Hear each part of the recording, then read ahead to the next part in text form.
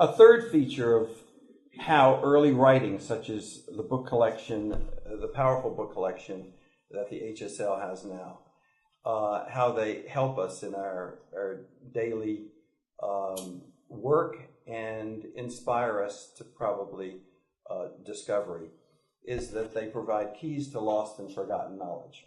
Most of us are pretty wrapped up just trying to keep up with the literature that we have before us every day. I know there are thousands of electronic journals. How many does each of us follow?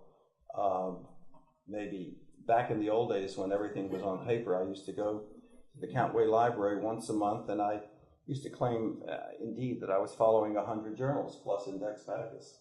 And it's pretty tough to do now. And so when I superimpose on that the idea that you guys should, you folks should go back a few centuries ago, that's imposing a lot upon you. But I'm going to give you some examples of how this has helped me. This is not an old idea that I think has relevance today, but it gives you an idea of the ingenuity of some of the doctors of old. This is a monograph that's in the collection by Harrison Allen on a new method 130 years ago of recording motions of the soft palate, ostensibly to help people with speech difficulties. And I think this is old Dr. Allen hooked up to his chirograph himself. He couldn't get a patient to do it.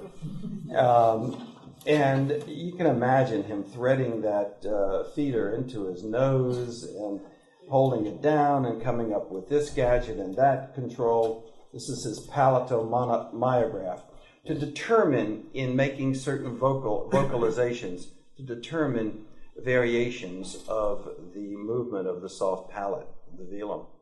And this was a very popular and progressive book in its time.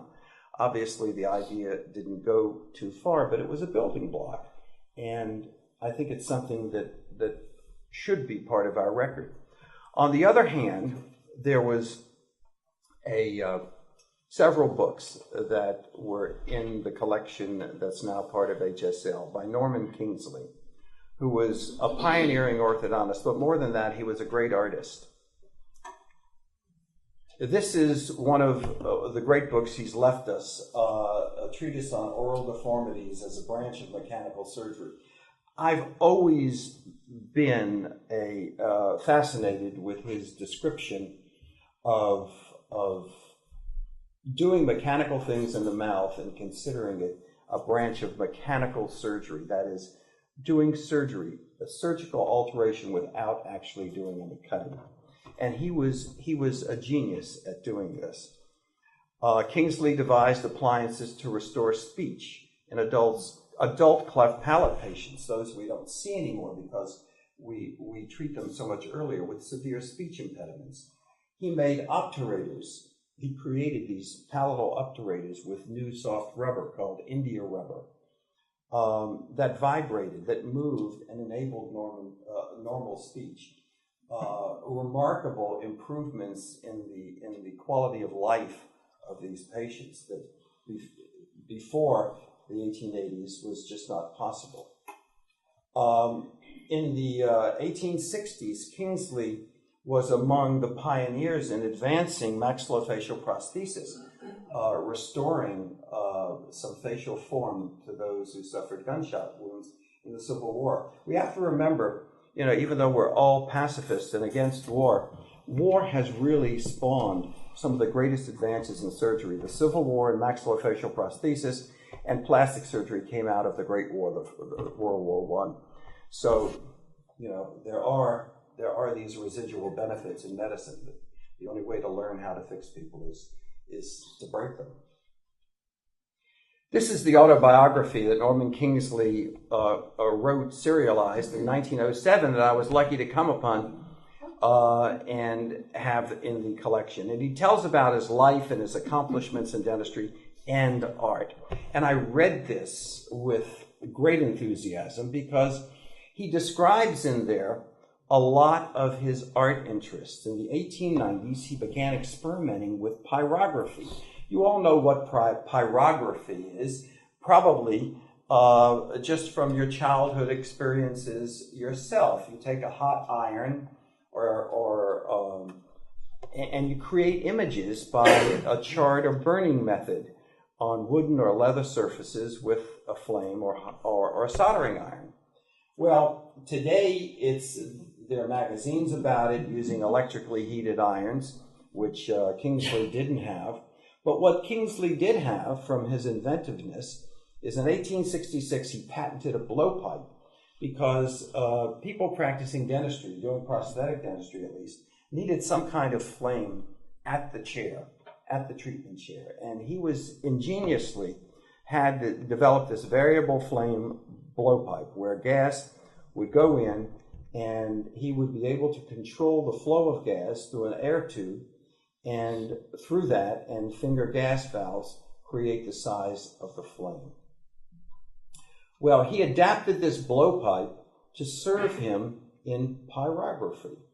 And during the course of several years, he created 12 copies of 12 Rembrandt portraits. And these were all described in this autobiographical treatise that I have a copy of. And I was particularly interested in these because I, too, am a collector of Dutch art. So it seemed like I resonated with old Norman on several levels.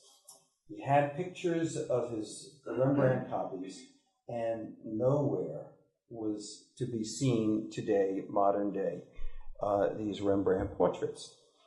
I took it as a personal challenge since I was affected quite seriously with the art bug, particularly Dutch art, to search out Kingsley's unique flame painting copies of some great Rembrandt paintings. Well, it didn't come too late that the same year I got an email from a journal editor about an internet auction notice. This journal editor knew of my fascination with Dutch art and Rembrandt. And sure enough, this painting that was being offered on the internet was one of the 12 depicted in the Kingsley autobiography. Well, I contacted the person and got she was not far away. She was in Rhode Island, and she brought this painting to me, and I analyzed it, and here it is in its arts and crafts frame from the early 1900s, and I bought it. It absolutely is exquisite. It is a self-portrait copy taken from Rembrandt in this self-portrait as the prodigal son in a tavern from 1635, and indeed it's one of these 12 that Kingsley was so proud that he did. This original Rembrandt is in Dresden in the Stadtlich Museum, and here they are side by side. Now imagine Rembrandt's masterful work, we understand, this ostrich feather in the hat, but imagine all the variation in technique on this piece of wood that Kingsley did to get the different tonal aspects and the simulation of the feather. It was absolutely remarkable how the verisimilitude of Kingsley's work came about. So on the back, we have an inscription that was a pleasant surprise, presented to Miss Louise Draper by the artist in remembrance of a delightful companionship, June 30th, 1901. He was 71 at the time, so don't imagine this companionship being anything more than delightful. After Rembrandt by Norman Kingsley. Well, 5 years later, I'm still looking, I'm still hunting, I'm still on the internet, and I find in a gallery in Vermont another presumed Kingsley, and sure it matches up with the self-portrait that he depicted in his autobiography. Then we bring that too in, and that too is in marvelously good condition, and it is a copy of Rembrandt's portrait in a cap and fur trim coat, cloak in 1634, and I'm going to transition now to the comparison. Pretty good copyist, amazing. And on the back, he identified it with his monogram in 1899. And to really celebrate this discovery, which came from the chance of seeing this in an old book, I was able to write up an article which was published earlier this year in the ADA Journal, depicting the painting and the pyrographic work in both instances. And because of this article, because of this publication, I was contacted by somebody who says, I think I may know where 4 other kings live. Probably hidden in some Japanese collector's collection in Nagasaki. But I'm gonna ferret that out too, and hopefully all of these will be put together and given to a museum for posterity. So this would never have taken place if I simply looked forward in the literature, if I looked forward in our written works. So there are wonderful advantages to looking back.